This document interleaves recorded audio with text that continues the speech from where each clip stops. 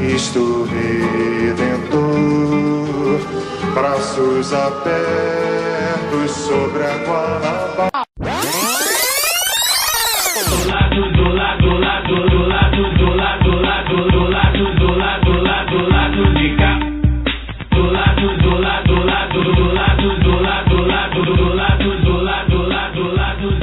Olá, ouvintes da Central 3. Hoje é quinta-feira, dia 18 de outubro de 2018. Está no ar o Lado B do Rio, podcast sobre o lado da cidade que já vive a tensão dos dias que estão por vir.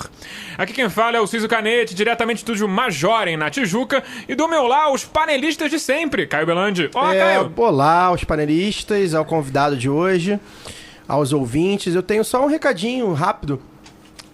Que eu esqueci na quinta-feira passada. Eu fui assistir o filme do Pepe Mujica, né? Uma Noite de 12 anos. Mujica, né? Mujica. O Pepe. E que homem, né, cara? Assim, Que homens, na verdade. O filme não é só sobre... Sim, na verdade, o filme fala de 3 tupamaros, mas foram 8 ou 10 que foram presos. Foram 12. 12, enfim. E o filme conta só a história de 3. O Pepe porque chegou à presidência, né? Então acaba sendo... Ele nem é o personagem principal do filme, mas enfim. E aí a gente sempre dá essas dicas, né? Dica cultural, né? Momento Márcio Guedes. Aproveitar que a gente trouxe um cineasta aqui, a gente vai falar bastante de cultura e de cinema, então já vou me antecipar. Vejam, um filme muito bacana. É um filme que quem tá ali... É um momento importante, porque quem tá ali... normalmente, com 99%, compartilha dos mesmos ideais e conceitos e preceitos que nós compartilhamos. Todo mundo tem uma choradinha coletiva no final. Todo mundo chora, todo mundo grita ele não. Enfim, esse é bacana de assistir. Aqui no Rio, infelizmente, só o pessoal da Zona Sul pode assistir, que tá no Espaço Itaú de Cinema e tal, e na Gávea, na Estação Net da Gávea. É mais um filme, enfim. Corram pra assistir enquanto a gente pode, porque é possível que daqui a pouco esse tipo de filme nem passe mais. Então fica aí a sugestão e bola pra frente. Olá, Fagner Torres. Olá, bom dia, boa tarde, boa noite a todos. Mais um programa ou menos um programa, não sabemos ainda o que vai acontecer. Eu tô sendo realista, não nasci pra ser nome de escola. Se for pra ser nome de escola, tem que ser por um motivo decente, não por causa que estão elegendo esse filho da puta Presidente aí. Fagner Torres. Bom, boa noite a todos. Estamos aqui mais um fim de semana, mais uma semana apreensivos, né? Eu também vi o filme do Mujica no feriado que passou, vi na sessão diferente do Caio, mas também vi. Filme que eu particularmente tinha que assistir com lenço, porque eu chorei praticamente o filme todo. Baita história. Mas é isso, mais uma semana dramática aí, né? Como falei já no programa passado e no retrasado, se não me engano. Para mim, essas são as semanas mais dramáticas da história da República, né? Porque pela primeira vez a gente está tendo a possibilidade de eleger um governo claramente de viés autoritário, diferente dos outros que foram na base da força. Não, dessa vez a gente está elegendo esse corrupto inepto. Tivemos aí muitas novidades hoje, a questão do Caixa 2 e tal. Enfim, é isso. Vamos ver o que vai acontecer. A minha torcida, o meu sonho, na verdade, era dormir hoje, acordar e o Homer Simpson voltar a falar só de novela e futebol, porque depois que ele começou a falar de política, acabou o país. Olá, Daniel Soares. Olá, boa noite. Nada para declarar no início do programa, vamos falar durante o programa. Bom, hoje temos o prazer de receber aqui no estúdio o cineasta Pedro Asbeg para conversar pra gente sobre como o cinema e as artes dialogam com a política. Bem-vindo, Pedro. Oi, boa noite, boa tarde, bom dia. Obrigado pelo convite.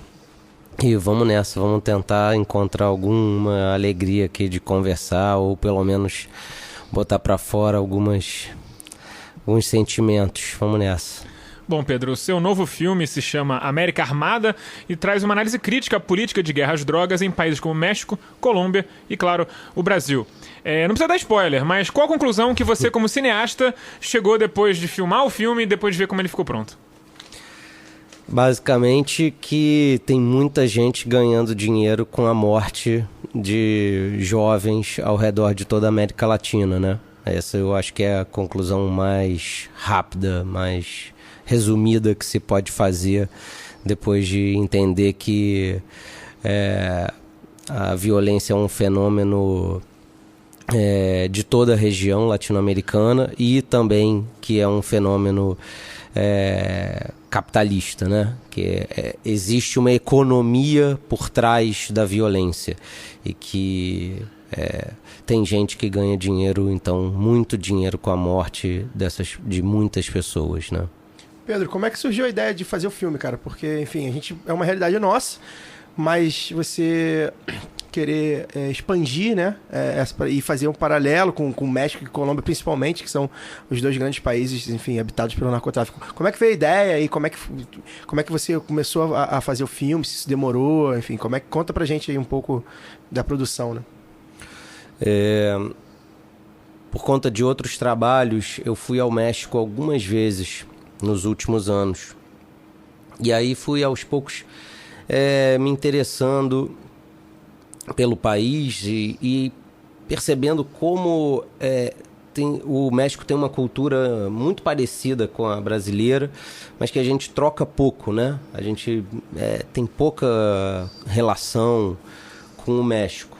Assim como, infelizmente, acaba tendo com a maior parte dos países sul-americanos ou latino-americanos.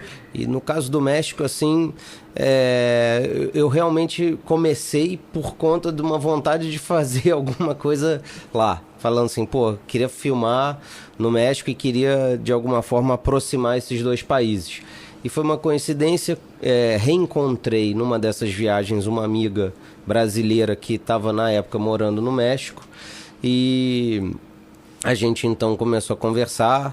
Ela se chama Alice Lanari, passou então a ser também diretora do filme. A gente dirigiu esse trabalho juntos e a gente começou a procurar, pesquisar o que aproximava os dois países.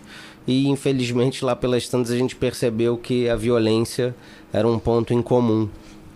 E depois de seguir na pesquisa, a gente entendeu que o tipo de filme que a gente queria fazer, né, seja ele do ponto de vista estético, seja a estrutura narrativa mesmo, e principalmente o olhar que a gente queria ter de sair daquele estudo geralmente nacional ou muitas vezes até estadual ou municipal da violência, que é o que a gente está mais acostumado a entender a violência maior, né? Olhar mais de cima. A gente entendeu que a Colômbia precisava ser incluída nessa conversa e aí começou então a se formar esse triângulo e tal, que é o que está ali representado no filme.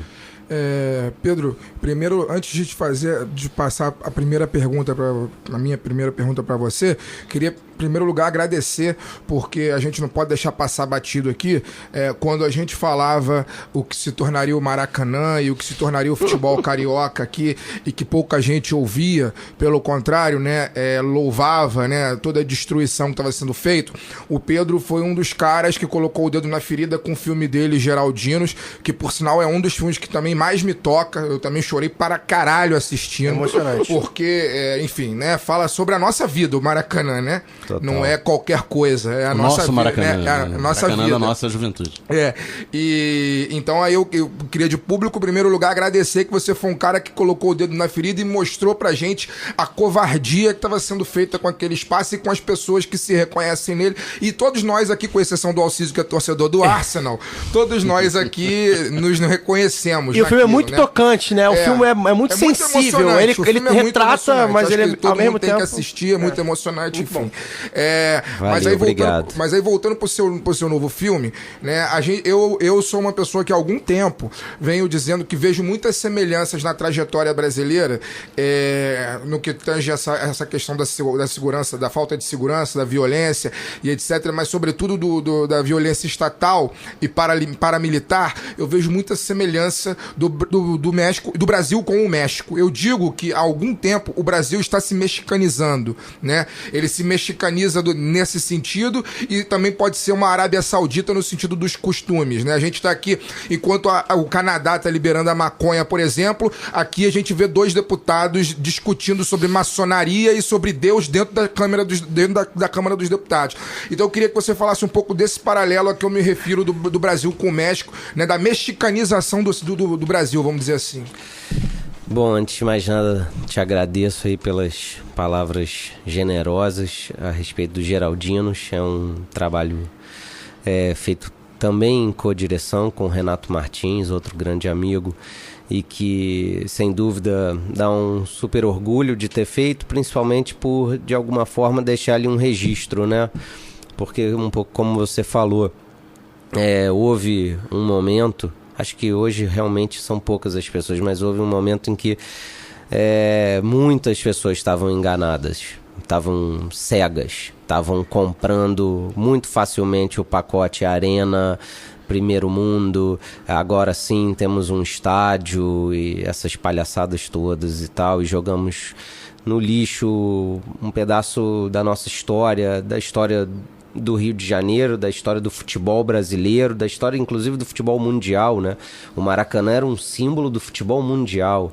Todo mundo conhecia o Maracanã e hoje, mesmo aqueles que não conhecem, quando entendem minimamente o que aconteceu, deixam de ter pelo menos o interesse em conhecer e tal, porque ela passou a ser um estádio sem alma, igual a, sei lá, Arena Cuiabá, ou sei lá, o qualquer... Maracanã de Sarajevo é mais maneiro que o nosso. Total. Voltando então à tua pergunta, é engraçado, porque esse foi, sem dúvida, um ponto-chave ali no desenvolvimento da pesquisa, até porque no México existe uma expressão parecida, que é a colombianização do México.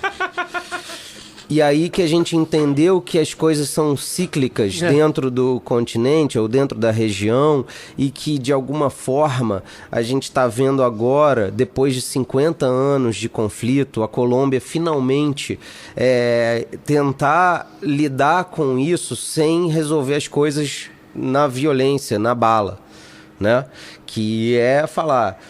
Porra, vamos sentar aqui, vamos fazer acordo. Eu tô agora editando, eu terminei de editar, na verdade, um filme incrível do Renato Martins, amigo, que co-dirigiu o Geraldinos e que vai ser lançado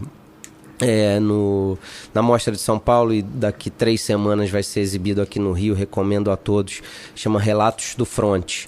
E entre várias entrevistas, uma delas foi feita com um advogado criminalista que dizia assim: se o Estado senta para negociar com a JBS, por que ela não pode sentar às claras para negociar com o CV ou com quem quer que seja? Por quê? Se admite-se que houve um crime e que a gente vai, então, negociar o que pode ser melhor para o Estado, sentando à mesa com um réu confesso, por que esse réu só é aceito se ele for um engravatado executivo e não um...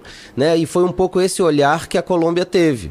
Falou assim, cara, a gente está no meio de um conflito que a princípio não vai acabar, porque as pessoas ficam matando umas às outras, sempre tem alguém que tem uma justificativa para se vingar e se matar e tal.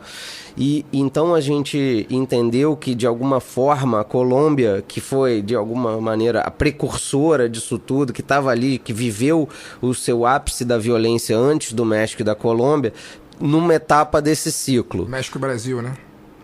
Antes do México e do Brasil. Isso, desculpa. Exatamente, a Colômbia viveu isso antes do México e do Brasil. E aí depois a gente entende que o México está agora num estágio ainda mais avançado do que o Brasil. É difícil a gente acreditar, mas é. E a gente porque e isso a gente mostra no filme, é legal, a gente conseguiu encontrar pessoas que davam bem esse exemplo. Então, a nossa personagem colombiana é uma mulher cujo filho foi assassinado e depois de um tempo resolveu desenvolver um projeto que leva outras mães ao cárcere de Medellín para encontrar com os possíveis assassinos dos filhos. né? Então, ou seja, tá tentando mostrar ali a busca pelo perdão, pela aceitação e falar, vamos em frente.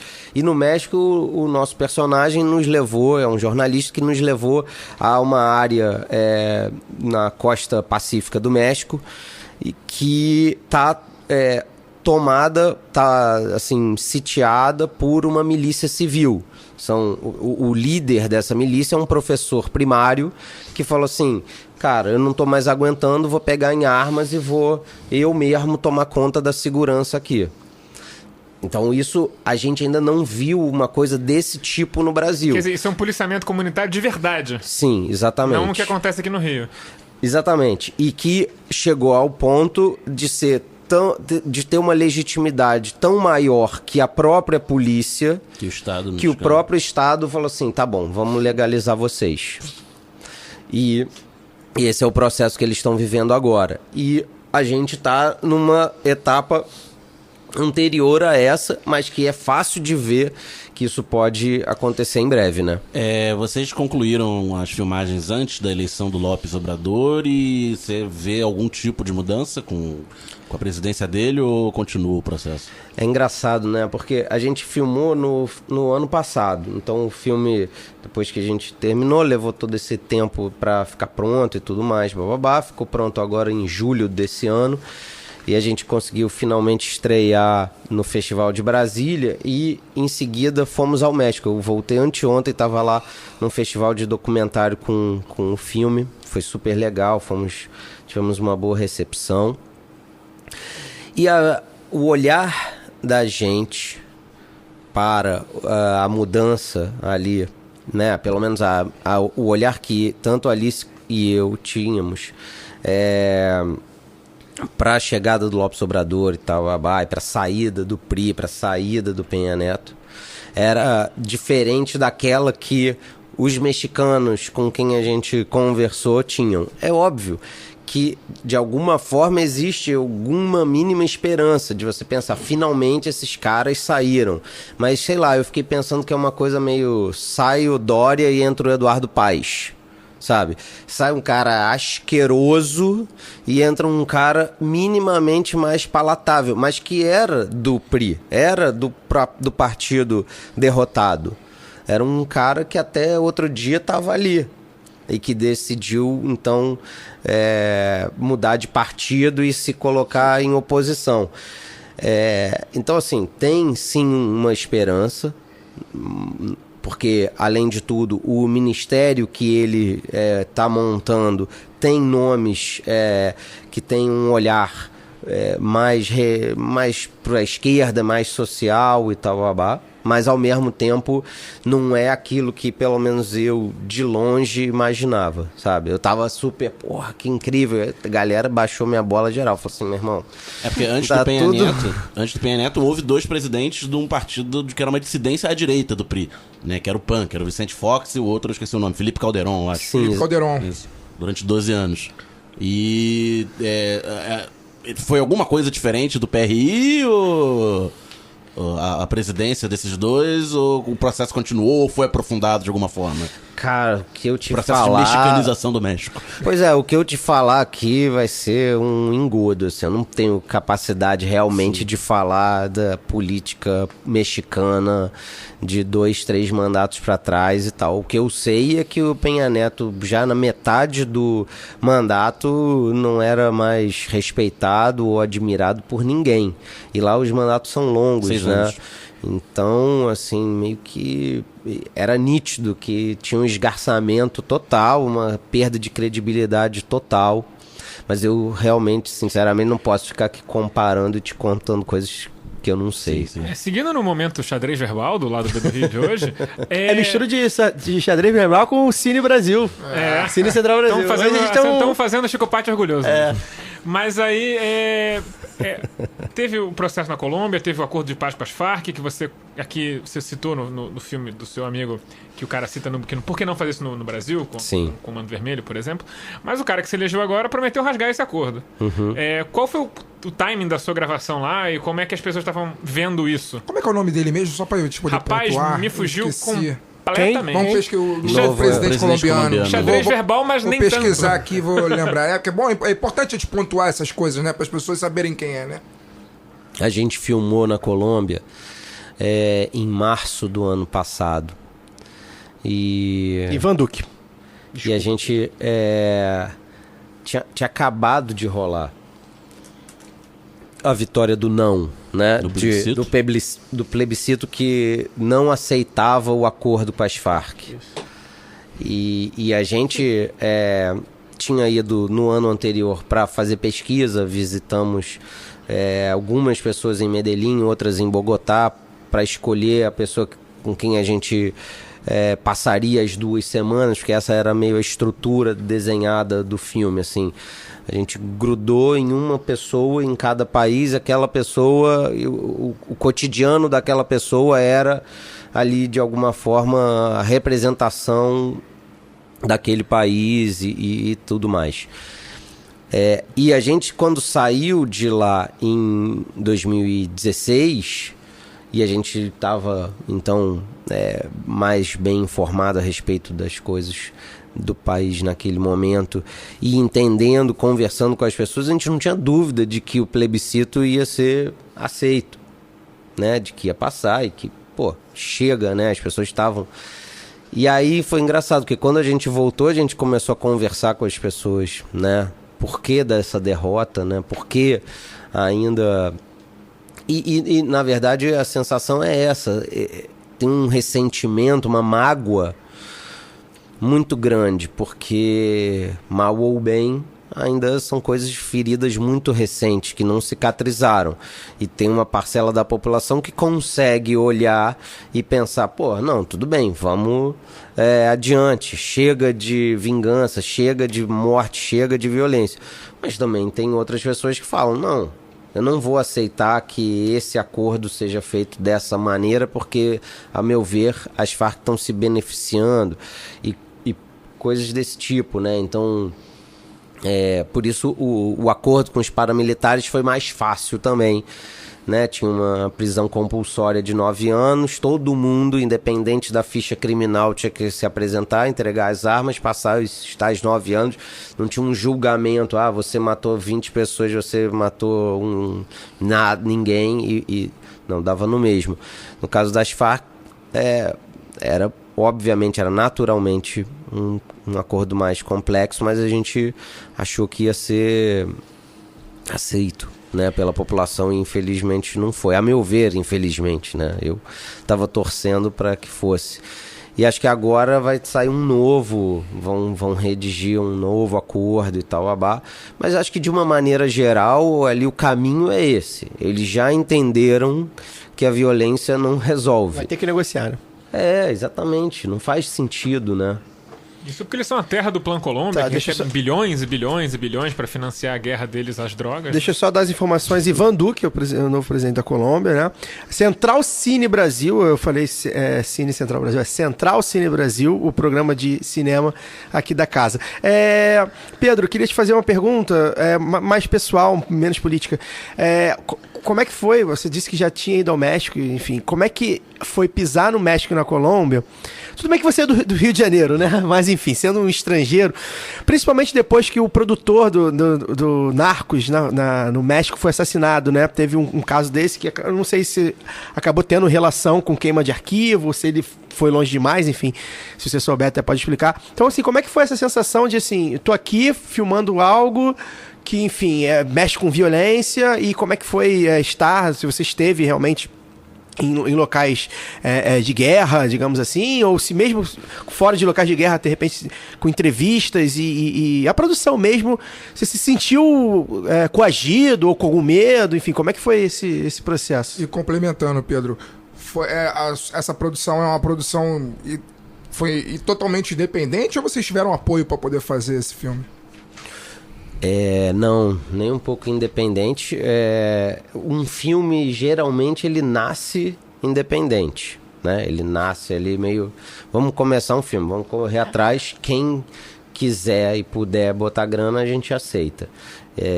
Então, a gente conseguiu um edital, R$70 mil de um edital da Rio Filme, que até 3 anos atrás existia. Agora, infelizmente, já não existe. E com essa grana a gente viajou ao México, à Colômbia e ficou aqui no Brasil um tempo buscando os nossos personagens, tentando encontrar as pessoas que a gente queria filmar. Depois entraram Globo News e Canal Brasil, são 2 coprodutores do filme, e depois a Klabin também entrou com mais uma grana.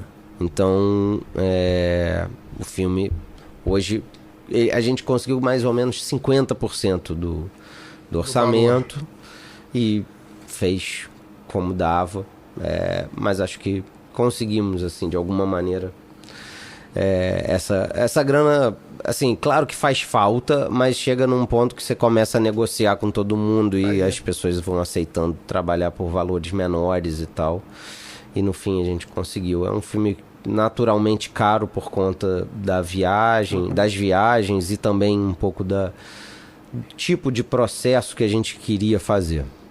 Mas felizmente conseguimos, o filme tá fechado mesmo. Sobre a questão da segurança, dos riscos e tal, é engraçado porque o maior risco que a gente passou, assim, o maior sufoco que a gente passou foi justamente aqui no Rio. Foi o nosso personagem, né, o Raul Santiago, que é um cara conhecido meu, incrível, porra, gente finíssima, exatamente, grande mídia ativista, grande pensador e tal. A gente começou o filme aqui pelo Brasil e a gente então passou por um sufoco, porque naquele momento em que a gente estava filmando, estavam rolando as casas invadidas. Eu não sei se vocês lembram desse episódio. Sim. No ano passado, mais ou menos 1 ano e meio atrás. E aí, bom, houve confrontos, houve conflitos e tal. Não chegamos a ficar no meio de troca de tiro, mas rolaram tiros muito próximos a nós. Mas depois a gente entendeu que eram tiros, vamos dizer, falsos, eram tiros da polícia só fingindo estar em um confronto para que a gente, e não só a gente, né, mas para que as pessoas que estavam ali por perto se afastassem e tal. E aí é uma coisa maluca, porque é natural, é instintivo, você já recua, né? E as pessoas que vivem ali e que estão acostumadas com aquilo já começam a dizer, não, relaxa, tá tudo certo, podemos ir em frente, porque, porra... Elas já reconhecem cada tipo de tiro. Quando é que é teste, quando é que é traficante testando arma, quando é que é a polícia tirando pro alto, eles sabem. Que é. Exatamente. E aí, bom, além disso, a gente tinha também... A gente tava acompanhado de pessoas que, de alguma forma, nos davam uma certa garantia, assim, né? Então, por exemplo, quando a gente foi a alguns lugares no México em que a gente estava ali ao lado de um grupo de pessoas muito, muito armadas, a gente tinha já a confiança deles. Por isso também a viagem de pesquisa foi tão importante. A gente foi 1 ano antes para conhecer, para os caras olharem para nossa cara, para a gente entender o lugar, saber, né? Para não chegar lá de uma hora para outra 4 gringos e falando assim, vamos fazer um filme aqui. Não, quando a gente voltou, né, em 2017, todo mundo já conhecia a gente e tal. Isso foi igual na Colômbia. Agora, tem uma coisa que é o seguinte, lá pelas tantas, entre as nossas escolhas de quem a gente filmaria, a gente fez um recorte que os 3 personagens do filme são ameaçados de morte. Então, você passar 2 semanas com alguém ameaçado de morte, né? De alguma forma, você tem um risco. Cada um deles lidava com isso e lida de uma forma. Mas, sem dúvida que tinha um risco inerente ali pelo simples fato da gente estar ao lado dessas pessoas. O Raul é um cara que... eu, enfim, agora não tenho mais Facebook. Nem Twitter, né? Espero não ter mais. Quero me livrar de vez de Dura tudo 2 isso. dias, porra. Não, mas agora... Agora vai. Agora vai. Agora lá, meu craque. Eu cheguei à conclusão que a minha vida era melhor sem essa porra. Mas quando eu tinha, enfim, eu tinha muito mais. Hoje em dia eu tenho muito mais contato com o Raul por conta do Facebook e tal. E ele estava sempre relatando, né? Porque ele é um cara, para quem não conhece o Raul Santiago, ele é um mídia ativista e mora no Complexo Alemão. E ele já de algum tempo para cá, desde a operação que, entre aspas, retomou o território, aquele espetáculo 2010. De 2010, ele vem denunciando os casos de abuso de direitos humanos e abusos policiais dentro da favela, né? E por conta disso ele já foi muito ameaçado. Sim. Né, pelas próprios policiais que estavam lá fazendo a ocupação. Então, não deve ter sido fácil mesmo, eu imagino, porque, enfim, eu que seguia ele, sempre estava lendo alguma postagem dele relatando algum tipo de ameaça. Não, foi assim, não me surpreende você ter passado por algum perrengue logo aqui, né? Porque eu acho que, como você falou, a gente está vivendo numa fase que ainda as coisas estão falsamente orgânicas, né? Parece que as pessoas ainda não se deram conta, o grosso da população ainda não se deu conta que o fuzil não é plantado, que a droga não vem da rocinha, enfim, eles não se deram conta ainda dessa dinâmica. Então acho que a gente está a gente vê essa sensação quando a gente sai da nossa bolha, principalmente a gente que é da Zona Norte, e que as pessoas acham que, assim, a estética do confronto ainda é... cara, como é que vai resolver? Os caras estão armados, tem que dar tiro. Então, assim... Como é que aquela arma chega lá? Pois a gente ainda não tá com esse raciocínio, enfim, pelo visto. Uma indústria bélica dentro do Jacarezinho. Os caras ainda... Então, assim, aqui ainda tá muito primário mesmo. As coisas ainda estão acontecendo lá, pelo que você tá falando e pelo que a gente lê também. Até pelo fato de ter grupos paramilitares mesmo, assim, com o Estado falando, não, aqui pode... aqui, por exemplo, a milícia ainda eles... Calma. Pois é. 2019 vem aí. Estou em 2018, por enquanto. Então, assim, não me surpreende que a gente esteja até de algum ponto atrasado, porque se a gente está na primeira etapa da narconação, então a gente significa que a gente vai passar por muita etapa ainda até chegar na Colômbia, que está longe de ser uma nação segura. E o que é pior, né? Isso significa que vai morrer ainda muita gente. Muita gente. Claro. Locetas vem aí. Agora, é legal que o Fagner falou, a gente tem falado da Arábia Saudita de biquíni, e o Fagner falou também do México, da mexicanização, ele vem falando muito isso nos últimos meses. Vai ser, na verdade, a Arábia Saudita de sombreiro, né? A gente vai ser na Arábia Saudita de sombreiro. Vamos ver o que nos espera aí, porque, enfim, eu acho que é um tema que essa onda aí tá se alimentando, que é da segurança, da insegurança pública, e acho que a gente precisa ficar com o olho aberto, que eles não estão combatendo exatamente o que estão dizendo que estão combatendo, né? É uma pena que o filme não seja, na verdade, um duelo entre um baiano e um mexicano para ver quem aguenta comer mais pimenta, mas essa é a realidade da nossa América Latina. Então vamos passar para os tempos da Guanabara. Bate-papo na esquina, eu quero o Rio Antigo com crianças na calçada, brincando sem perigo, sem metrô e sem frescão, ontem no amanhã. Quase 3 décadas depois, o tumultuado governo de Fernando Collor de Mello ainda tem seus legados. Um deles é a famigerada Lei Rouanet, a Lei 8313 de 91. E alvo de críticas tortas, principalmente dessa rede de fake news do WhatsApp, que falaremos no próximo bloco. Daniel, explica resumidamente como funciona a Lei Federal de Incentivo à Cultura. O convidado deve saber mais que eu sobre isso. Certamente sabe. A Lei Rouanet, que dá dinheiro pro Pablo Vittar. É porque você sabe a teoria. Pablo Vilar. Você explica a teoria e o Pedro explica a prática. Na teoria, a pessoa física ou uma pessoa jurídica que tenha... É uma lei liberal. Já começa por aí. A Lei Rouanet. Não tem nada de uma lei do comunista. governo Collor, né? Que detona a Embrafilme e acaba com várias estatais e paraestatais quando ele assume em 90, entre elas a Embrafilme, que era a principal responsável pelo desenvolvimento do cinema brasileiro desde a época da ditadura. Fica um vácuo, né? O cinema brasileiro quebra.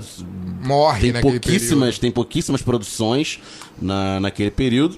E a Lei Rouanet, ela entra no finalzinho de 91, acho que ela é de dezembro de 91. 13 de dezembro. Pra ocupar... Seu aniversário. Teu aniversário, É 13, então, acho que é 13 de dezembro. Acho que 3.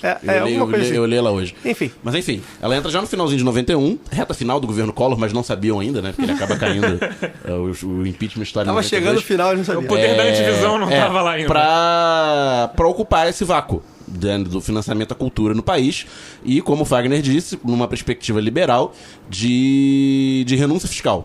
Né? Ao invés do Estado financiar diretamente a cultura, como era feita na Embrafilme, a pessoa física ou jurídica do campo cultural entra com um projeto que tem várias camadas de análise, né? Primeira camada de análise Nenhuma de mérito, vamos dizer. de adequação, Conteúdo, análise né? técnica, São adequações etc. aos requisitos da aos lei. requisitos da lei, isso. E de critérios que vão desde o preenchimento correto do formulário, né? Até Nada consta do diretor. da A capivara capacidade da do produtora, etc. E uma vez o projeto aprovado, ele fica autorizado a captar aquele montante que ele propôs, e passa também, a análise passa pela adequação de preços, né, dos salários da equipe. Se você não está pagando 20 mil reais por mês para um técnico de operação, ou se você está comprando uma câmera... Você tá pagando um salário mínimo para ele, também não passa. Exatamente, ou você está comprando uma câmera por 15 vezes o preço médio dela no mercado, etc. Esse tipo de análise que é feita. E no final, o projeto aprovado, sai na rua com o projeto debaixo do braço para captar junto às empresas que vão fazer renúncia fiscal daquele valor para associar a sua marca ao filme. Mas o convidado, que é da área, né, trabalha com isso, pode falar muito melhor do que eu sobre Lei Rouanet. Não Inclusive sei nas se eu críticas. posso falar muito melhor que você, não. Acho que você já resumiu super bem. É basicamente isso, né? É um incentivo fiscal do governo, mas que de alguma forma não sai diretamente dos cofres públicos, obrigado, e que de alguma maneira também permite que as próprias empresas escolham os filmes ou trabalhos a serem incentivados. Então é isso, assim. Mais uma dessas tantas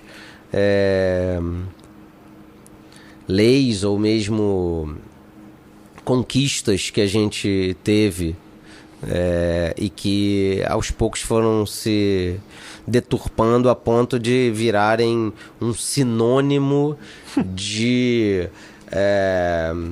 Privilégio e corrupção. De privilégio.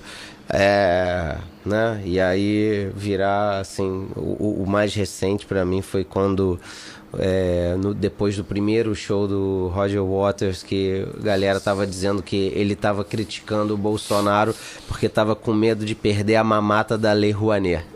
Semana Então, retrasada. assim, Miserável Da ele. Lei né? Rouanet e ganhar 15 minutos de fama. Ele é Madonna. Essa semana retrasada foi a Madonna, que tava, né, que, inclusive, né, o ato de assinatura da Lei Rouanet, claramente a foto dela com a Dilma no Sambódromo, ela segurando champanhe. E o João Willis comemorando, também. né? É impressionante. E o é nível que nós interessante, chegamos. o Pedro, como um produtor independente, um diretor, enfim, não ligado a uma grande empresa, é muita burocracia. Você preencher, você participar de um edital desse, é muita burocracia. Então você demanda. Não é edital. Ela é balcão, né? Né? Você apresenta o projeto. Você participar de uma coisa dessa é muito burocracia. Você precisa ter um advogado, um contador, um monte de coisa. Pra poder. Por incrível que pareça, entendem. por incrível que pareça, tem uma excelente fala que a gente até já compartilhou no nosso Facebook do Lado B há uns 2 ou 3 meses atrás, de um banqueiro explicando sobre a Lei Rouanet, que é aquele Eduardo Moreira, que acho que, se eu não me engano, ele já foi sócio do BTG Pactual, ou coisa do tipo, mas acho que saiu da área e tal, mas ele é casado com uma atriz e ele captou um espetáculo que a atriz fez, eles captaram pela Lei Rouanet e ele deu uma aula, assim, em 2 minutos, de como que funciona, né, um banqueiro. Eu tava ali explicando e tal, mas... A decisão tá na mão do marketing das empresas. Exatamente, ele fala exatamente isso, a decisão é do marketing das empresas. Elas é que decidem se vale a pena não botar o dinheiro delas ali. É um carimbo que o governo, no caso específico do cinema, é a Ancine, te dá dizendo o seu projeto está adequado, né? Tem os valores compatíveis com o mercado. Você tem, então, 5 anos para correr atrás e fazer o teu filme da maneira como você conseguir. Até que você consiga 50% do orçamento, você não tem acesso ao dinheiro. Para que você não receba, por exemplo, 30%, já comece a rodar e nunca termine. Então, eles têm essa regra. E, por conta de um princípio da lei muito mais frouxo e porque, infelizmente, algumas pessoas se aproveitaram dela, né? Existem casos notórios como Norma Bengel ou o outro camarada lá... Guilherme Fontes. Exatamente. O controle é incrivelmente rígido. Sim. Seja para você aprovar, seja principalmente para prestação de contas. O que está certíssimo, é óbvio, porque é um dinheiro público. Não sai dos cofres, mas o governo abriu mão. Então precisa mesmo ter. Então, mas não é fácil. Muito menos aquele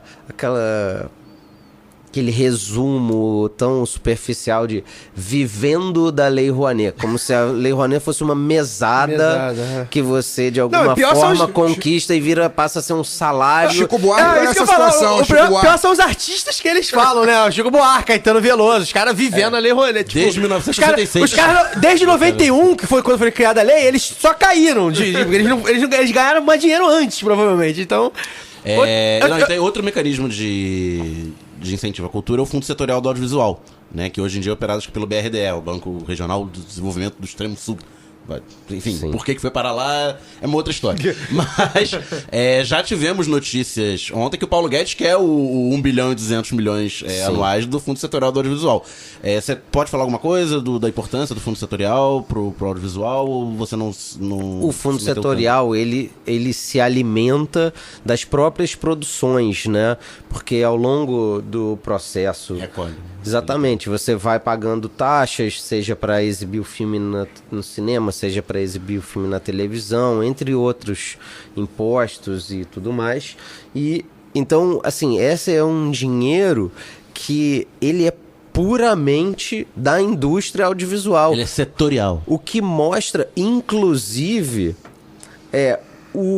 não só que existe uma economia forte, mas o número de empregos que essa indústria gera. E que então, inclusive, para aqueles imbecis que ficam só olhando para a cultura como uma coisa assim supérflua e tal, é difícil deles entenderem que em termos econômicos, isso é benéfico. Sim. Seja para quem trabalha diretamente, seja para os trabalhos... Alô, taxista, o operador de câmera não vai poder mais pegar um táxi quando sair tarde da produtora, hein? Assim como, exatamente, como tantas outras coisas, né? Então, assim, o fundo setorial, ele foi mais um lugar onde a gente pôde buscar financiamento para os nossos trabalhos e que, sem dúvida, foi importante. Assim como a lei que estabeleceu que canais de televisão a cabo precisavam ter conteúdo nacional e que... num primeiro momento houve uma grita e o Estado meu Deus, oprimindo que absurdo, os pobres, a pobre Warner que agora tem que passar. Exatamente, mas que nacional. Hoje, no Brasil, existe não só uma produção grande, relevante, você vai zapeando, mas que e você vê filmes nacionais. Não, mas que eles se mantêm, exatamente, eles se mantêm porque existem bons produtos, né? Sejam séries de ficção, sejam programas de viagem, programas de aeroporto, o melhor de todos é do São Paulo. É o melhor de todos. Aeroporto Guarulhos. Não, eu vejo todos. E isso faz próprias grandes Warner e etc. Elas fomentarem mesmo a produção, né? Ao invés de comprar alguma coisa de repente independente, ela fala, não, vou botar um dinheiro aqui, porque já que é um produto que vai ser meu e tal. Claro. Na verdade, a gente tá aqui, Daniel e Pedro explicaram muito bem, né, como que funciona e a gente dá risada dessas idiotices, né? Porque a gente vai xingar as idiotices no próximo bloco. Não, a gente dá risada, etc, etc. Mas isso é muito a cara do Brasil, né? Infelizmente, né? Não é à toa que a cultura é um setor tão atacado no Brasil, porque o Brasil é um país inculto, né? Infelizmente. O bagulho que te instiga a pensar, por exemplo, o filme do Asberg vai te instigar a pensar, será que o negócio de dar tiro vale a pena? Pois é. Isso não pode ser divulgado, imagina. Na verdade, eles reclamam lá do DVD do Thiaguinho, mas acho que no filme eles vão ficar felizes que é aquilo que tá saindo, porque é isso que eles querem ouvir. O que eu quero dizer, enfim, a cultura, né, ela é atacada como e aí isso aumentou muito, inclusive desde o golpe de 2016, né, que inclusive o Ministério da Cultura correu o risco de ser extinto. Chegou a ser extinto. Chegou a ser extinto. Foi a pressão popular. Não é à toa. Aí agora tem o Sérgio Saleitão, né? Porque, infelizmente... Que dá conselhos ao empresário do Roger Waters, pra não infelizmente, o Brasil... E que tá de saco cheio de política. Gente, eu vou falar. Desculpa.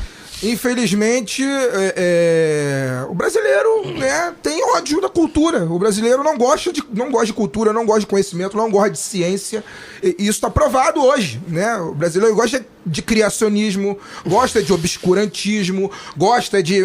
É disso que o brasileiro gosta. Não é à toa, é um retrato, é um reflexo.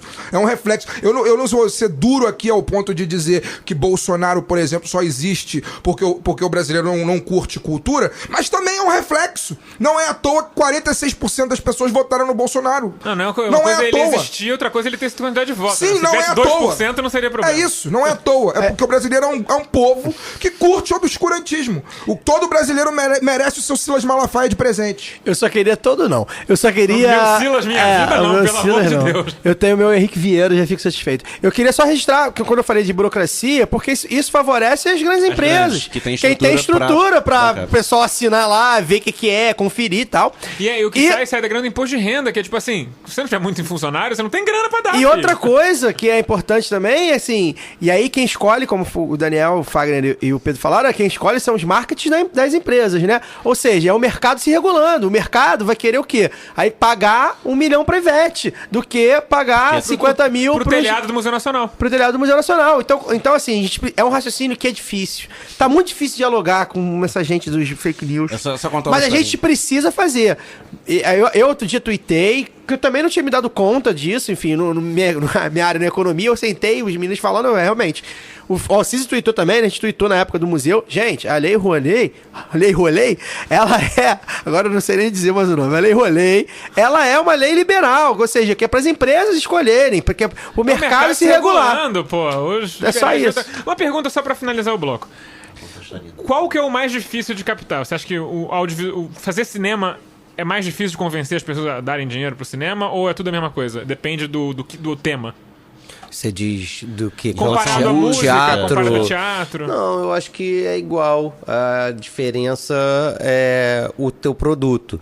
Então, se você tá querendo fazer Se Eu Fosse Você 32, ou se você quer fazer uma peça de teatro experimental, vai ser mais fácil fazer cinema. Se você quer fazer musical sobre a vida do Ayrton Senna, que é uma merda, do Ayrton Senna, ou se você quer fazer um documentário que fala sobre o fim da geral do Maracanã, aí vai ser mais fácil captar pro teatro. Sim. Então não tem, eu acho, né, eu sinto, não tem exatamente um caminho melhor. É o tem comercial relação, mesmo, né? Exatamente aquilo que relação você... é capitalista. Comercial. Exatamente. E aí, felizmente, ocasionalmente, a gente consegue pessoas que estão interessadas em investir e tal. Inclusive nos nossos... Obrigado, Grupo Cabim.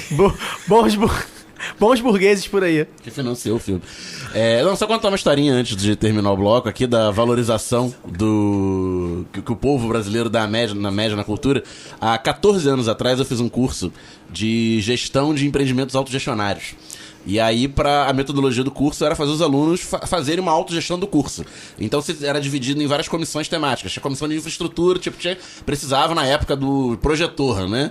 Pra aula. Então os próprios alunos tinham que solicitar, na administração era num hotel, solicitar lá o projetor pra o pessoal vivenciar a autogestão. E uma das comissões era de cultura e lazer, que tinha que promover socialização da galera à noite, um jantar, como é que ia ser, se ia ter música e tal.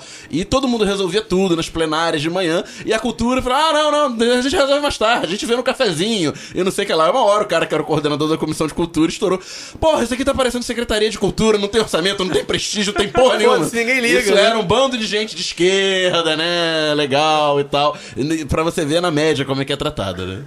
Pois é, vamos partir pro lado bem nas eleições.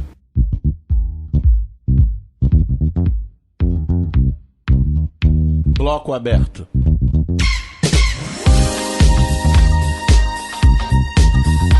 Bloco aberto. O homem da pistola faz. Bloco aberto. Matéria da Folha de São Paulo de hoje, capa, mostra que as fake news contra o PT não são orgânicas, mas pagas irregularmente por empresários para que sejam disparadas em grupos e disseminadas pela população. Eu estou chocado. Estou surpreso. Você é fake news da Folha de São Paulo. Cedilha. Estou surpreso. A pergunta que fica na mesa é: alguma surpresa do capital agir acima da lei e do interesse Acho que já respondemos. para interesse próprio? Acho que já respondemos. Não. Não. Obrigado, boa noite. Esse E é o até semana Broca. que vem. Cara, eu vou ter que me repetir aqui, né? No Twitter, quem me acompanha, muita gente que nos segue e segue nossas contas pessoais. Cara, zero surpresa, né? Primeiro, é muito claro o que tá acontecendo no Brasil. O Brasil, vou repetir o André Dahmer. O Brasil nunca foi um país sério, mas não precisava ser um país triste. De um tempo pra cá, o país ficou triste, as instituições que fingiam que funcionavam, nem fingem mais. Então, assim, um exemplo, claro. Luciano Hang, empresário, dono da Havan, essa que tem o Estátua da Liberdade lá em Cabo Frio, ele tem, acho que no Rio ele tem que pouco. São Pedro da Aldeia. Que é entusiasta do trabalho escravo. Esse cara usou do poder dele de empresário, dono de empresa, milionário, pra vestir a camisa do Bolsonaro. E não só ele fazer propaganda do Bolsonaro, ele obrigar os funcionários a fazer propaganda. Mas ele fez isso, na calada da noite. Não, ele postou no Twitter dele. O que aconteceu com ele? Ficou um tempo sem acontecer nada. Depois o Ministério Público do Trabalho foi lá é bom lembrar. notificar, falar, isso aqui não pode mais. O The Intercept, se eu não me engano, ou foi o BuzzFeed. Não, foi a Vice. Fez entrevista com o pessoal dizendo que a gente era coagido, o que a gente ia fazer e tal. Então, assim, esse cara é que está por trás desse esquema aí. Jura? Sério? Eu achava que ele só gostava do Bolsonaro, que o Bolsonaro quer acabar com a corrupção. Em oposição ao melhor careca zamiliano, ele é o pior careca do E Brasil. aí E olha que tem o ministro, o Kojak. Alexandre, é duro.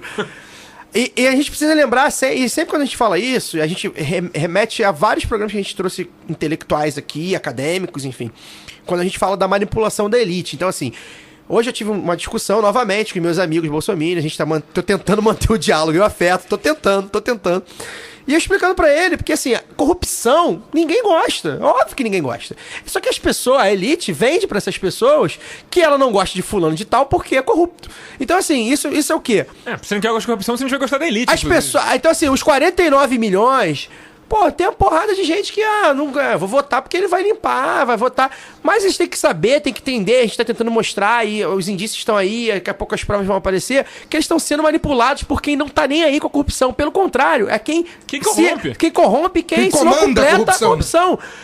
E aí, essa indignação, esse sentimento de antipolítica, e a gente vem falando sobre isso, que, enfim, permeou todo mundo, 40 milhões de pessoas votaram num cara... 49. Não, até que esses 9 milhões são fascistas mesmo. Não, tem que dar o número. Não, mas é que esses 9 são fascistas. É muita gente pra cobrar no futuro. Esses 9 são fascistas. Os 40 milhões eu acredito que sejam desesperados, ignorantes, etc. E que falam assim, esse cara vai resolver a corrupção, vou tentar pelo menos esse cara aqui. Tem que dar uma chance pra ele governar. Dá chance, o PT já teve, etc. E esse discurso, esse discurso é válido por causa da ignorância das pessoas. A gente que a gente não tá falando só do cara... Não, ignorância não é pobre, não. É ignorância da classe média. Inclusive, tem mais da classe média. Exatamente. Que os pobres, se dependesse dos pobres, graças a Deus, seria Fernanda Haddad, graças a Lene. E aí, cara, a gente tem que entender isso. Então, assim, esse caso dos empresários financiando irregularmente uma campanha difamatória, que não é nem eles não estão nem fazendo um caixa 2 ali pra dar uma moral ali pra viagem do Bolsonaro, ou pra nem contratar isso. Um João Santana pra contratar um publicitário, pra contratar um Steve Bannon. É pra prejudicar a campanha do PT. Então, assim, isso a gente vai ter que falar. É um exercício que daqui a 200 anos a gente vai ter que continuar falando. Você tá sendo manipulado, cara. Quando você fala assim, eu não gosto dele porque ele é corrupção. Entender. A faculdade do WhatsApp não tem reconhecimento do MEC. Não tem, nem de ciências políticas. Porque vai ser a distância, né? Vai ser a distância, então o WhatsApp vai ser um bom canal ali, um bom teste. Então, cara, esse caso ficou claro. A gente sabia disso. Quando a gente tem falado do Bolsonaro, eu até tuitei sobre isso. Isso sempre aconteceu. Inclusive com partidos de centro-esquerda.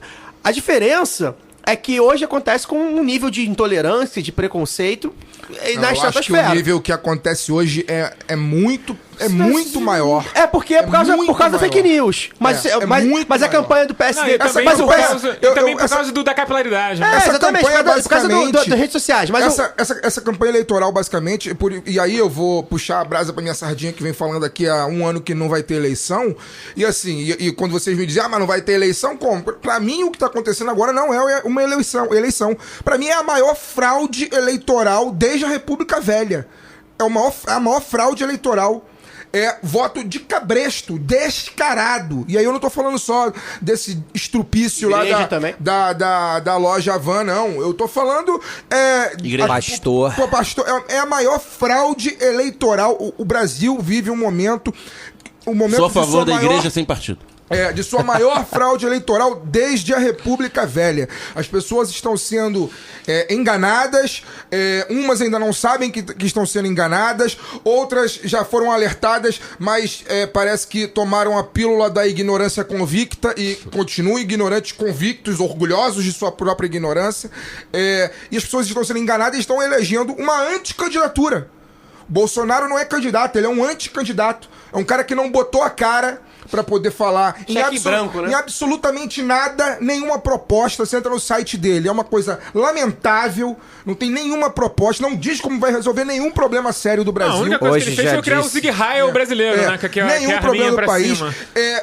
Pauta suas histórias em sua campanha em mentiras absolutas, em mentiras. Inventa, ele não só distorce, como ele inventa fatos, como é o caso do kit gay, etc, etc, etc.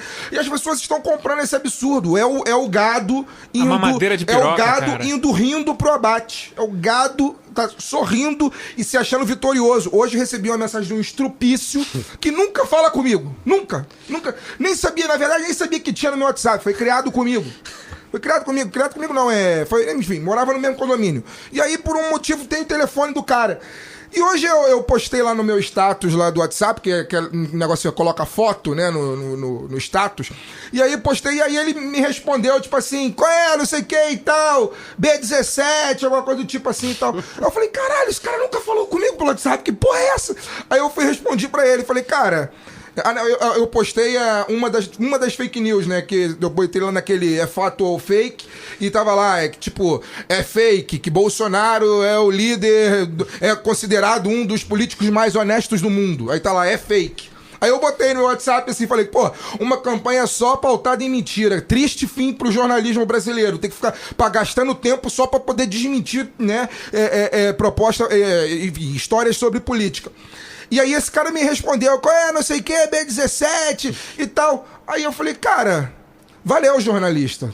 Um abraço aí pra você. Não vou discutir, né? Aí ele falou, não, você aí, pô, como é que você tá? Espero que nossa amizade não acabe por causa de política. Eu falei, cara... Você tá vivo, porra, pra ter seu amigo? Aí eu falei, cara, assim, Então, velho, a gente não tem amizade, entendeu? Vai se fuder, passar bem. Não, nem fui grosseiro, cara. Falei, cara, a gente não tem amizade e tal. Nem vai ter mais. Você tá questionando, né, uma coisa que tá comprovadamente que é mentira. Aí ele me mandou lá depois de novo, mas vocês também são mó hipócritas, só falam de Globo. Falei, cara... Velho, a Globo é comunista agora, a Globo é de esquerda, a Globo é petralha agora. Aí eu falei, cara, não vamos discutir, não vamos seguir nessa toada, porque não vamos chegar a lugar nenhum e tal. Aí ele respondeu, valeu, cara, então tá bom, valeu, fica com Deus. Falei, sou ateu, mané, valeu, um abraço, tchau. Asbeg. É isso, velho, é isso. Aí está o povo, o gado, né, está indo sorrindo. Você que é um cineasta, entende de cinema, e você acha que os irmãos Coen, até o Tarantino, você conseguiria ser capaz de pensar na mamadeira de piroca? Pô, seria capaz de pensar no Brasil atual? Pois é, achei que você fosse fazer a pergunta de... Será que eles seriam capazes de fazer um roteiro como esse que a gente está acompanhando? Ninguém acredita. Né? E houve um determinado momento ali em que House of Cards estava muito popular, né? Sim. E aí foi ao mesmo tempo em que ali do golpe e aquelas coisas assim, e a gente ficava brincando e comparando e falando, porra, o nosso House of Cards é mais emocionante, mas o que a gente tá vendo agora é ainda mais Black Mirror, né? Difícil de imaginar, ainda mais difícil de prever e principalmente é muito mais triste, né? Assim, tá difícil mesmo, tá difícil seguir e acordar e levar o dia e tal, e E bom. Pensar é no isso. amanhã. Eu assistia o House of Cards, né? Eu gostava muito de assistir a primeira temporada inteira. Eu comecei a segunda quando...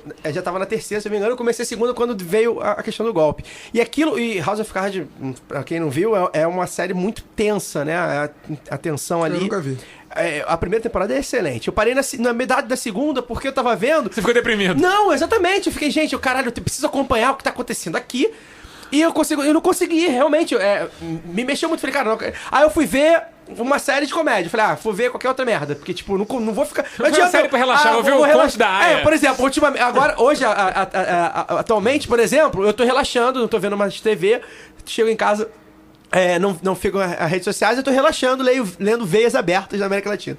Enfim, é uma forma de relaxar, mas também não perder tanta atenção. E assim, o House of Cards na época, porra, foi... Era muito parecido, né? Você via assim... House of Cunha, inclusive, era chamado House of Cunha. Isso que eu ia dizer também, né? O próprio Frank Underwood e o Cunha, porra... Muitas semelhanças. Pegavam cenas parecidas, assim. Enfim, eu acho que uma coisa que o Fagner vem falando aqui, a gente sempre duvida, né? Agora saiu... o PT vai tentar impugnar a candidatura do Bolsonaro. Rosa Weber convocou uma entrevista coletiva amanhã, junto com Polícia Federal e não sei mais o que, amanhã à tarde. Para dar saborosas risadas, todo mundo sentado. Jornalistas do mundo inteiro de olho no que a Achou que a gente ia fazer alguma coisa? TSE Achou errado, otário! Vão caçar o Haddad por falso testemunho. Então, assim, eu acho que assim, a justiça. A gente precisa traçar sempre essa linha temporal. Eu sempre traço essa linha temporal. Como eu falei, né, as instituições que estavam fingindo que estavam funcionando ruíram de vez. O TSE 1. Eu lembro que o TSE... Não, o TSE passou pro cinismo completo. O TSE, assim. eu lembro que o TSE, a gente já falou aqui no programa uma vez até sobre isso, né? O TSE, eu lembro que, não, vamos combater as fake news. Aí faltam 2 semanas para as eleições, tem as fake news, vamos combater. Aí falou, depois daí falou, acho que não fez diferença nenhuma, foi tranquilo. Então assim, isso a gente já vinha alertando. Nos Estados Unidos foi assim, precisa ser dito. No Reino Unido teve influência. Eles importaram a novidade. Tecnologia, as técnicas, todo o processo, né? Não Mas foi com assim, o toque brasileiro. O toque brasileiro.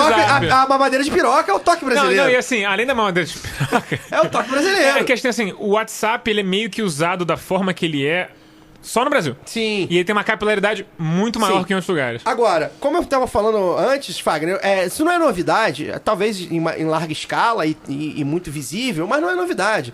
Se a gente for pensar, por exemplo, que em 89 teve fake news do PT, do aborto, da mulher do Lula, etc. Sequestro do Abílio Diniz. Sequestro do Abílio Diniz por gente com a camisa do PT. Do MST, não lembro. Era PT. PT. O sequestro, um caso que é clássico, que é um pré-histórico do WhatsApp, o que o Daniel lembrou bem, eu lembrava muito bem disso na época. Em 2006, a Jandira Fegali liderava as pesquisas para o Senado aqui para o Rio, e no dia deu o Francisco Dornelles. Aí saiu uma série de reportagens que pessoas ligavam e mandavam SMS dizendo que a Jandira Fegali era favorável ao aborto, né? Então, e o Francisco Dornelles fechado ali com a Igreja Católica, etc.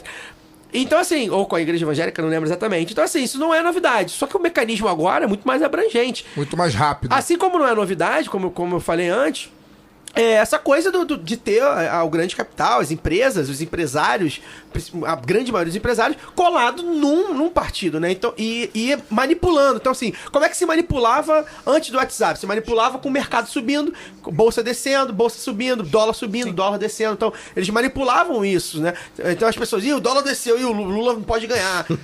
Essa manipulação era muito mais sutil, né? Agora é uma manipulação escrachada, né? Enfim, a gente é olhos vistos e já é estudado no mundo inteiro, né? O Brasil é a vanguarda do atraso mesmo. Tipo assim, os caras já passam nos Estados Unidos, os caras aí, ó, passamos por isso. No Reino Unido, ó, passamos por isso. Só um parêntese rápido, acabou de terminar o segundo bloco do Jornal Nacional e até agora não falaram nada. A gente tá gravando meio que junto, então talvez até o final a gente não saiba se eles falaram. Só deu isso no Twitter, a Folha de São Paulo, no UOL, lembrando que o UOL é da Folha de São Paulo. Exatamente.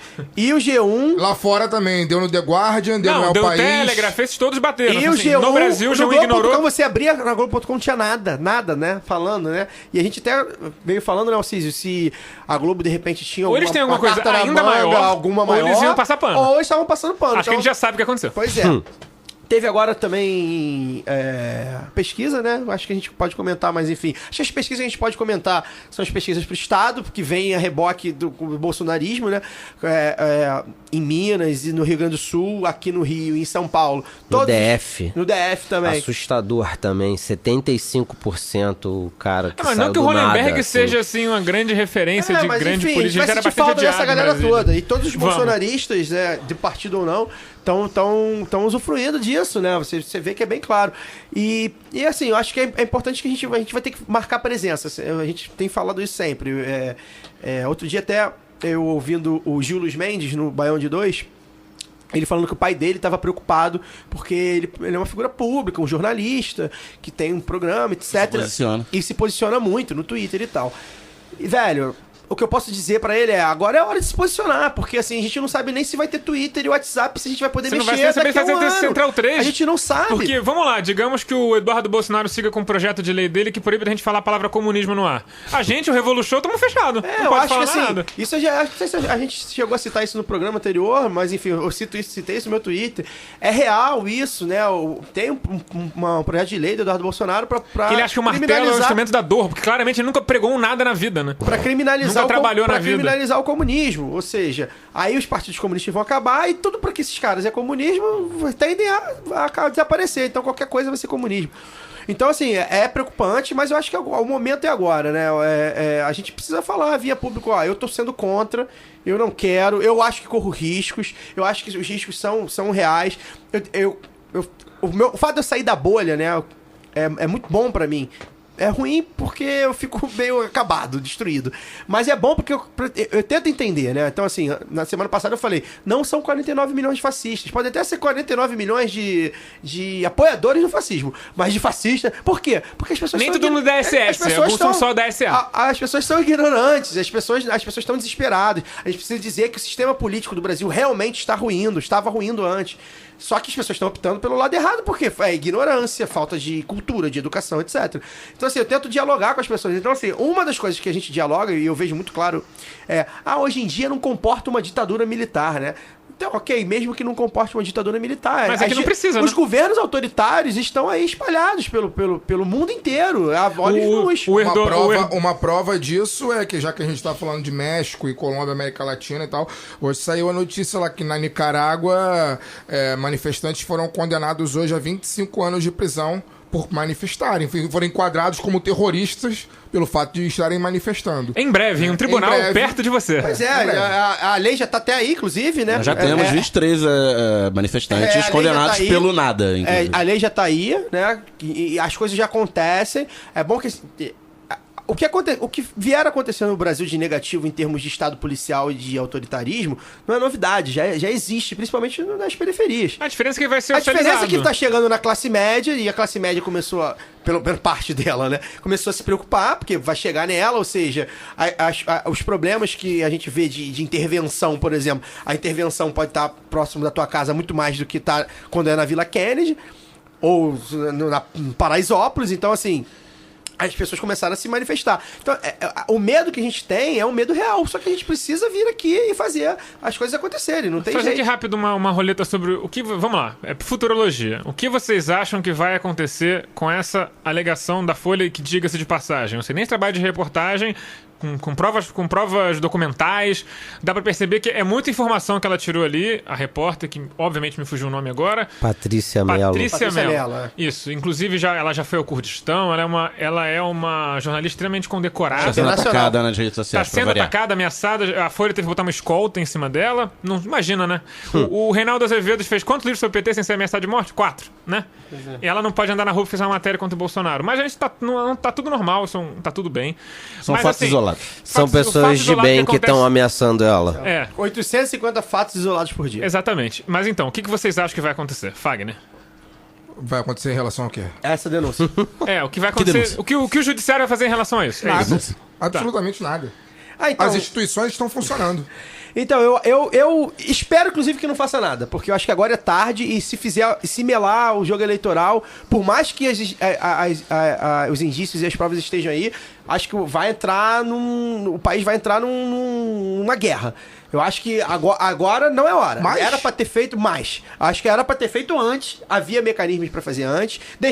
Por exemplo, deixaram um cara que é favorável da ditadura ser deputado. Sim. E candidato. Ele saiu Por livre em 92. Ele saiu livre da sessão do impeachment da presidente depois de homenagear o Ustra. Em 99 ele falou que tinha que metralhar o presidente.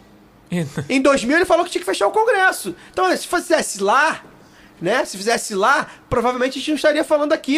Certamente não faria dele faria de outro. Não, mas seria de uma outra forma. Então, assim, as pessoas deixaram acontecer. E isso vem a reboque do que a gente fala, sempre. A ditadura foi escondendo os esqueletos debaixo do armário. Então, assim, eu acho que não vai acontecer nada. E, sinceramente, não vai acontecer nada. E espero que não aconteça nada mesmo. Espero que não aconteça nada mesmo, e até porque tem uma semana, vamos tentar reverter. Essas fake news podem abalar ele, não sei, a campanha. Não são fake news, também o escândalo das fake Não news. vai abalar porque o Bolsonaro não tem eleitor, tem fiel. Eu também acho que não, mas enfim, eu acho que a gente vai tentar um jogo eleitoral porque eu temo pelo que possa acontecer. Inclusive, uma das coisas a gente tem que lembrar que o vice dele é um general, pro exército falar assim, essas eleições estão meladas, né? Tá estranho, né? Então não vai ter eleição. Cara, cá entre nós aqui. Eu acho que a cama tá... Cá entre nós. Não tô querendo dizer que eu desejo que isso aconteça, não, mas eu acho que pro Brasil seria mais honesto que isso acontecesse. Sincero, né? Mais sincero. Eu estou, de verdade... Você acha que é um mal menor? E aí não acho que é um mal menor, tô falando que seria honesto, porque na verdade na prática é o que tá acontecendo, só que de maneira velada. Sincero, Entendeu? O que eu quero dizer é o seguinte, eu não tenho hoje força nenhuma, nem pra gritar, nem pra ir pra rua, nem pra poder fazer nenhum ato de contrição contra regime nenhum. Nenhum. Sabe por quê? Porque o brasileiro tá elegendo essa merda. Então, se tá elegendo, tira um peso enorme das minhas costas de querer lutar contra alguma coisa. Se os caras estivessem na rua com arma e falar, acabou, quem foi que disse que a boca é tua, a boca agora é nossa? Ok. Aí teria luta e etc. Mas aí não. O brasileiro tá fazendo questão de dizer que quer. 59% do povo brasileiro, dos eleitores brasileiros querem. Então, amigo, tem que ter o que merece. Se não aprendeu com embala essa criança. Se não aprendeu com o argumento, com a educação, com a cultura, etc, vai ter que aprender na dor, na marra, com o choro, com o desemprego, com morte. Vai ter que aprender dessa maneira. Então que seja. Se o povo brasileiro quer eleger o Bolsonaro, eleja. Só não conte comigo pra fazer um ato sequer de contrição. Vou ficar no meu canto, tranquilo, na minha bolha, em eventos privados, tomando minha cachaçinha, tendo vida boa, enquanto puder tomar. Porque também se ficar ruim pro nosso lado, a gente mete o pé, sai daqui, vai embora, vai morar em outro lugar. A gente não é rico, mas também não é 100% fudido. A gente dá os nossos pulos. A gente sempre deu os nossos pulos nos momentos de dificuldade. Não vai ser num momento de dificuldade como esse que a gente não vai dar. A gente vai dar. Só que quem tá elegendo, merece. Quem tá elegendo é que quando perder o emprego, quando perder a universidade pública, quando perder a previdência privada, quando tiver... Perder a previdência pública. A previdência pública, perder o hospital público. Quando perder, quem tem que ir pra rua gritar são esses. Esses têm que ser os primeiros a ser presos, os primeiros a tomar coronhada. São esses aí. Sou eu não. Eu tô muito bem. Por enquanto tô muito bem. E da maneira como estou, ficarei. Asbeg, o que você acha que vai acontecer? Pô, eu já cheguei aqui muito deprimido, pessimista. E o Fagner só alegrou seu dia. Só reforçou. Meus pensamentos são iguais aos de vocês, assim, tô igualmente sem qualquer esperança, seja em relação a esse caso em particular e achar que ele pode de alguma maneira gerar alguma reviravolta, seja com a situação como um todo, porque mesmo que o Bolsonaro não seja eleito, já tem muita gente acreditando que pode dizer e fazer absurdos, né?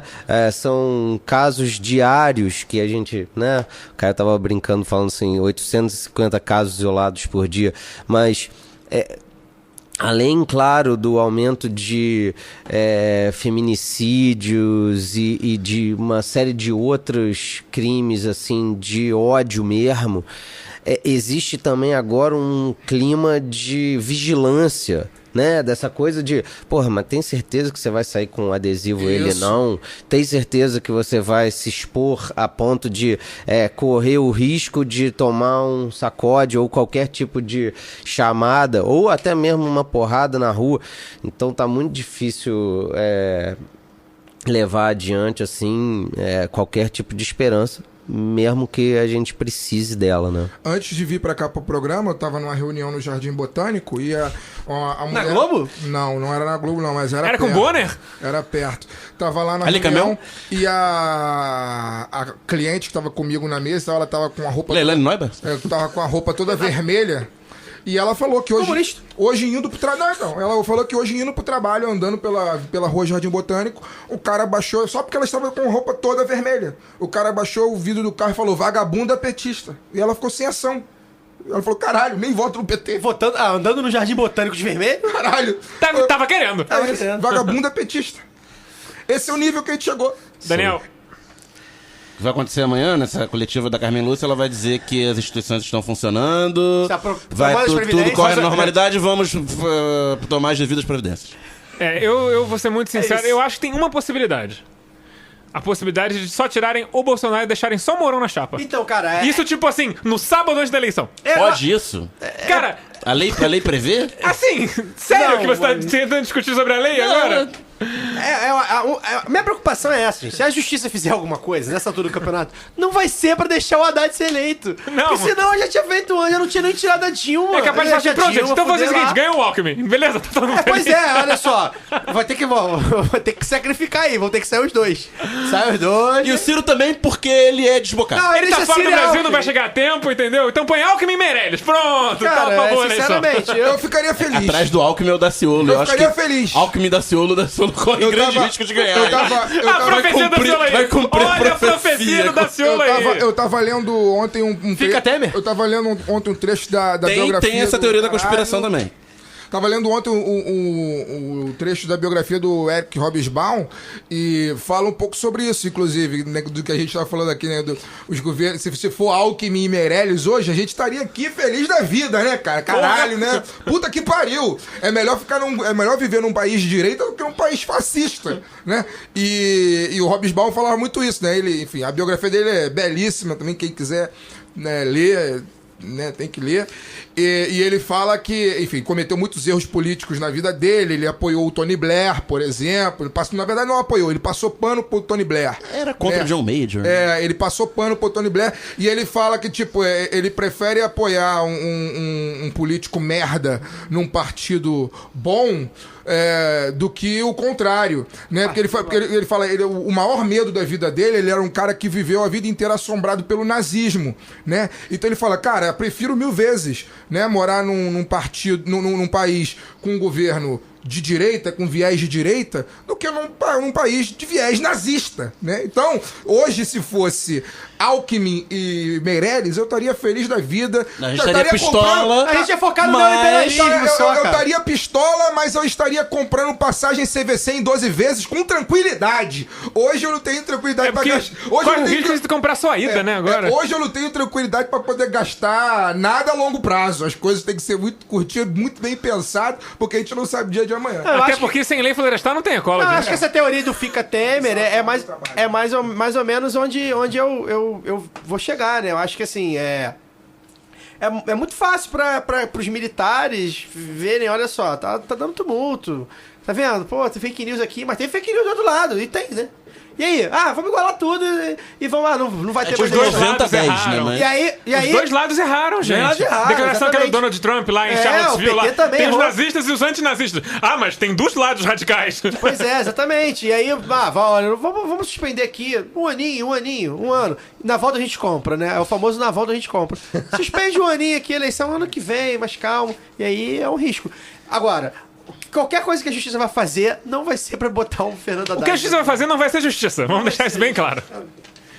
Bom, esse foi o Lado B do Rio 82. Você pode ver nossos episódios no Spotify, assinando o feed da Central 3 no site ou no seu tocador de podcast favorito. Conheça aí nosso financiamento contínuo da Central 3 em apoia.se/Central 3 e saiba como colaborar para manter a qualidade e a independência do conteúdo da casa. O Lado B do Rio está no Facebook, Twitter, YouTube e Instagram. No Instagram como Lado B do RJ. E para qualquer coisa também você pode entrar no nosso site. Ou entrar em contato com a gente pelo Twitter, sei lá. Pedro, muito obrigado pela participação. Como é que... O seu filme ainda falta um tempinho pra lançar, mas alguma dica cultural aí que você possa dar pras próximas semanas pra gente? Ou ver os filmes anteriores. Ou os anteriores, claro. Como é que a gente vê os outros? Bom, eu tenho 2 filmes que estão atualmente no Now. O Democracia em Preto e Branco e o Geraldinos. Então, quem tiver acesso a essa plataforma pode assistir a esses filmes. E as minhas dicas, na verdade, são 2 filmes. Eu vou fazer um jabazinho que eu editei e que vão estar numa dobradinha na Mostra de São Paulo e no Festival do Rio. O Clementina, da minha amiga Ana Ripper, que fala, obviamente, sobre a Clementina de Jesus, vai ser exibido justamente amanhã, dia 19, em São Paulo. E depois o Relatos do Fronte, do meu amigo Renato Martins, no dia 25, daqui uma semana exatamente, em São Paulo. E aí depois os 2 vêm ao Rio para o Festival do Rio. No dia 2 o Clementina e no dia 4 de novembro o Relatos. Então esses são 2 filmes muito maneiros que eu tenho um puto orgulho de ter participado, de ter trabalhado, e que eu acho que vale muito a pena a galera fazer esse esforço e chegar lá para ver. Fagner, boa noite.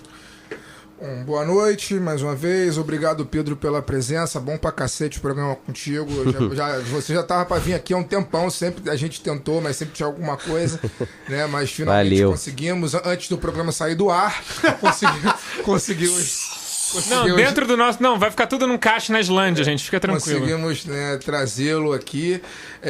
Bom, é isso. A gente ainda tem mais uma semana, mais um programa antes do segundo turno. Semana que vem com convidado especial. Semana que vem com mais uma convidada especial, uma mulher. Dizer que é isso, não adiantou antes do primeiro turno eu pedir pro povo, né, pra galera ouvir e né, refletir sobre o momento antes de apertar o botão. A galera resolveu apertar. Resolveu pegar a pistola e apertar com a pistola, inclusive. Resolveram apertar os botões errados. Que era de brinquedo. Tinha isso. Resolveram apertar Pior os ainda, botões tipo errados. deles, né? Mas, enfim, né? Já que estão fazendo essa escolha, né? Pelo menos, enfim, o que gostaria de recomendar à galera, aos eleitores brasileiros, não aos nossos ouvintes mais próximos, que a gente sabe muito bem a posição deles, mas os que a gente não conhece, vamos dizer assim, né, vão ter aí pelo menos 4 anos no mínimo, né, para poder voltar, né, às bibliotecas, procurar os livros de história, se não queimarem, né, procurar, né, procurar filmes como os que o Pedro cita e faz e etc, para poder conhecer e procurar entender um pouco mais sobre o que é o Brasil, o que é o Brasil no contexto mundial, né, como que se resolvem os nossos problemas, para que a gente não fique para sempre nessa espiral de merda que tá absolutamente insuportável, né? Eu realmente não sei quando para, né? Eu acho que 2013 abriu as portas do inferno, Homer Simpson resolveu falar de política, esqueceu o futebol e a novela, e agora estamos na situação em que estamos. O que eu peço ao Homer Simpson é que, por favor, voltem aos livros. As coisas têm salvação. Caio, boa noite. Bem, boa noite. Agradecer a presença do Pedro, né? Enfim, um cara que, primeiro pelo Geraldinos, né? Que foi quando eu conheci. E, enfim, como o Fagner já tinha falado, é um filme que é muito necessário, assistam, né? Principalmente para quem gosta de futebol. Então, agradecer, o papo foi muito bom. O América Armada não tem previsão, né? Famoso início do ano que vem, se o Brasil ainda existir, né? Tudo indica que não. Tomara que consiga. Vai existir só para alguns. Para muitos vai acabar. Tomara que consiga. O drama é esse, né? Agradecer... O Brasil não acaba, mas vai acabar para muitos brasileiros. Agradecer ao Pedro, então, pela presença. Um papo bem legal, que a gente já tinha falado de cinema aqui com o Rafael De Luna, né? Isso. Mas de uma outra ótica, né? A gente não ele é professor universitário. Ele é professor, então a gente falou mais agora da ótica da produção, foi bem legal. vou em confronto com o Fagner, né? O Fagner que em 2014 me estimulou, me doutrinou um pouquinho ali, me despertou o esquerdista que tinha em mim. E, enfim, eu sou contra esse fatalismo. Eu acho que a gente não tem jeito. Se 49 milhões ou 55 milhões de pessoas colocaram o Jair Bolsonaro lá, outros 80 não queriam, então a gente vai ter que falar, a gente vai ter que fazer, a gente vai ter que ouvir. É claro que eles têm o monopólio da força. A gente tem o monopólio da inteligência ou da, sei lá, da consciência das coisas. Eles têm o monopólio da grana. Eu acho que a gente precisa ter consciência das coisas, né? Eu acho que a gente não chega até aqui e fala assim, ganhar, ganhou, quem perder, perdeu. Eu não acho que não é assim. Acho que a gente, obviamente, nem todo mundo vai ter vida e saúde pra ir lá pro front contra o policial que tu tiver, mas as pessoas vão ter que continuar vivendo a vida delas, que sobreviver, dependendo das pessoas que a gente esteja falando, sobreviver já vai ser um ato de resistência. Então, assim, eu acho que a gente tem que resistir. É claro que sempre com cuidado, as pessoas não precisam se matar, não precisam morrer, não precisam virar nome de rua, não precisam virar mártires pra lutar, mas elas precisam lutar, precisam mostrar, até porque a gente conhece, a gente se espelha, a gente admira pessoas que há 30, 40, 50 anos atrás lutaram por isso de várias formas, institucionais ou não, etc. Então, assim, não desisto, acho que ainda está em aberto, a gente precisa tentar convencer, principalmente as pessoas que vão votar nulo e os indecisos, de que há possibilidade, mas o espírito tá aí. Então a gente precisa combater, precisa mostrar. Antes que venha, quando a onda vier, vão levar os votos, os eleitores do Bolsonaro, mas vai levar a gente também. E como eu não tenho pretensão de sair do país, não tenho dinheiro, não falo outra língua, então pra mim eu vou ficar por aqui mesmo. O máximo que eu posso fazer é me refugiar ali na Praia do Boqueirão, em Saquarema, que ali é meio solitário. Boto minha barraquinha ali e fico ali. Então é o máximo. Agora eu vou ter que mudar de lugar, porque eu já falei onde eu vou me refugiar. Um abraço e até semana que vem. Daniel? Não, só completando que o Caio falou, nem que seja não seja pra vencer, mas continuar denunciando essa merda até o final, porque pra marcar o ponto, né? E pra isso... São corajosos pra caralho. Não, até o final, pelo menos até dia 28, porra. Eu acho só uma coisa. Isso tudo que aconteceu hoje pode não ter nenhuma repercussão eleitoral. Mas tem uma repercussão histórica. É. Vocês não podem dizer que votaram nele porque ele era honesto. E outra coisa Vocês têm que admitir que votaram nele por outras razões. Mas isso aí já sabia. Nem todo mundo já sabia, Fagner. Nem todo mundo sabia, Fagner. Mas a Ninguém desculpa... sabia da Val? Então, Fagner... Wagner, tem gente que não sabe que ele falava as merdas que ele falava Tem gente que não sabe até nem o quem mês é ele, se passado. bobear, Fagner. Então, a gente tem que entender Tenho relatos disso. De senhoras de classe média do interior do É a Paraná vantagem de sair- que nunca viram ele falando as merdas. É a vantagem de sair da bolha. Às vezes a gente precisa sair da bolha pra tomar uns tapas na cara. Outra coisa que eu ia falar, que eu tenho falado muito de resistência. Vieram 3 pessoas me perguntar, mas como resistir? Eu não sei, gente. Eu tenho 30 anos, eu nasci na democracia. Seja criativo. Agora, o que eu posso falar é o seguinte. O Bolsonaro assumiu, a gente tem pelo menos 10 projetos que a gente sabe que ele vai passar. Então, conforme ele vier mandando os projetos, um é o Escola Sem Partido, o outro é sei lá o que do kit gay, Redução da maioridade penal. conforme ele vai mandando, a gente vai resistindo. Até alguém encher o saco. Eu ainda não enchi o saco. Eu tô aqui com fôlego, com saúde pra resistir. E acho que tem muita gente pra resistir também. Então, acho que resistir é o quê? É se organizar e é manter a posição que você tem. Porque é muito fácil você ir pra onda e falar assim, agora eu vou ser bolsonarista também, ou então agora eu lavo minhas mãos. Eu faço questão de não lavar minhas mãos. Não vou dar meu sangue. Acho que não pretendo dar meu sangue, mas vou Podem dar. tirá-lo. Mas vou dar a minha resistência. Tem que dar minha resistência. Completando, obrigado, Pedro. Boa noite, até semana que vem. Bom, Pedro, agradeço novamente sua presença. Eu tenho só 2 dicas culturais rápidas para recomendar. Eu tinha também. Lançamento do livro do Felipe Abal, que é um dos 2 do Vira Casacas. Altas Cortes e Criminosos Nazistas, que pode ser um livro interessante para as pessoas lerem nessa hora. E O Ódio como Política, que é um lançamento da editora Boitempo. E aí o nosso grande líder, Kim João Dória, ele liberou o e-book de graça para quem quiser baixar. Então você procura lá no site da Boitempo como é que baixa o livro de graça. Boitempo. Da Boitempo, sim. E aí você... Bom, eu tô aqui com... Você pode baixar, inclusive, o app da Amazon para qualquer celular para ler, você não precisa ter um Kindle, e você consegue ler ele de graça. Eu já tô no meio do livro, o livro é muito bom, tem vários pontos muito interessantes sobre o que está acontecendo no Brasil, porque isso não é uma onda criada no Brasil, e não é uma onda criada para o Brasil. O Brasil é só a parte desse movimento, e uma parte que está dando mais certo até do que talvez eles mesmos imaginassem. Então... Por que será? Então, enfim... fica aí a dica de leitura. Bom, semana que vem estaremos aqui no Lado B83.